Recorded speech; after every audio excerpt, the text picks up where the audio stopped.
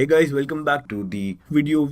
Now in this section, we'll actually move ahead and see how to work along with your replica set members, how to play around some configurations and how to see all the entire election process coming up. So in this particular video, we'll have a look at what exactly your election process is. So we'll see when and how exactly it gets triggered. Then we'll see how different stages affect in your replica set elections and which is the most optimal way so that you have the minimum downtime and a good quality of selection for your new primary. Okay, so now basically whenever I talk about my MongoDB replica set election, it deals with whenever your primary is down, there should be someone who can replace the primary as a new one so that there is no downtime or a minimum amount of downtime in there. Now just recall the entire replication process. So you have primary and you have some secondaries. Your primary will create op log upon every write operation, which the secondaries will absorb, execute it, and will have a data set which is as similar as the primary. Now, if the primary goes down, if a secondary realizes that the primary has gone down, then in there an election process is triggered. Now, when an election process is triggered, what happens is based on some criteria, one of the secondary will win and whoever wins becomes the new primary. Now, it works in this order. First, the priority will be considered. So normally what would happen is, let's say I being an admin, I have purchased some servers, like let's say I have 4 top-notch servers and let's say 5 commodity hardware servers. So what I'll always prefer is whenever my primary is down, one of these 4 becomes the new primary.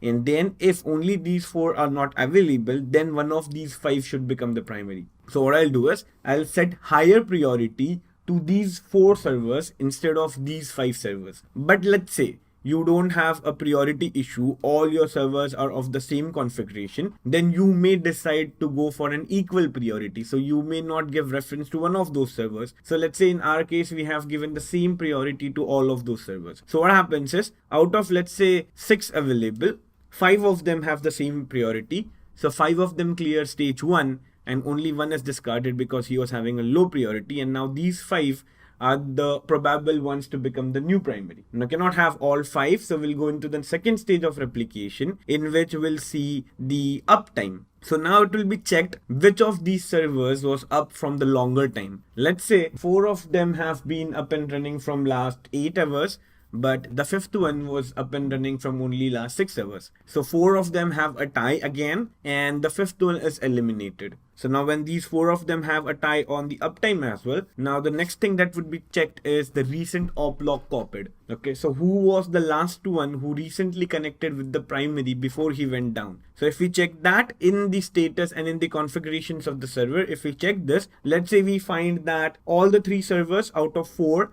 have the same timestamp. Let's say it was 1 hour back and the 4th one had copied it 1.5 hours back. So the 4th one is eliminated. 3 of them have a tie. So these 3 go to the next stage. Now these 3 have already tied on the priority. They have tied on uptime. They have tied on the op log consumption as well. Now the 4th criteria that will be checked, or the 4th stage that they will be going through, is the proximity with the primary. Now always remember, whenever you are configuring a replica set, it is always taken care that there are majority of servers in proximity to the primary so that there is no much delay in sending the op log. Otherwise, what will happen is if your primary is very far away from the secondaries, then your op log will take the network delay to actually get copied onto the secondaries. So to avoid this, to make sure that most of the secondaries get all the data quickly, it is always taken care that the primary has more number of secondaries near him. To see this, for the new primary now, we have to check which out of these 3 who have a tie was the closest to the earlier primary. So if he was closest to one who has more number of closed secondaries, so obviously even he will have more number of closed secondaries. So let's say now we check the proximity, and out of these 3, based on the network hops, the first 2 satisfy again on a tie and the 3rd one is eliminated. So now when we have 2 more candidates tying up in this stage as well, so we have the priority tie, we have the uptime tie, we have the op log tie, and we have the proximity tie as well. So now what will happen is an actual vote out.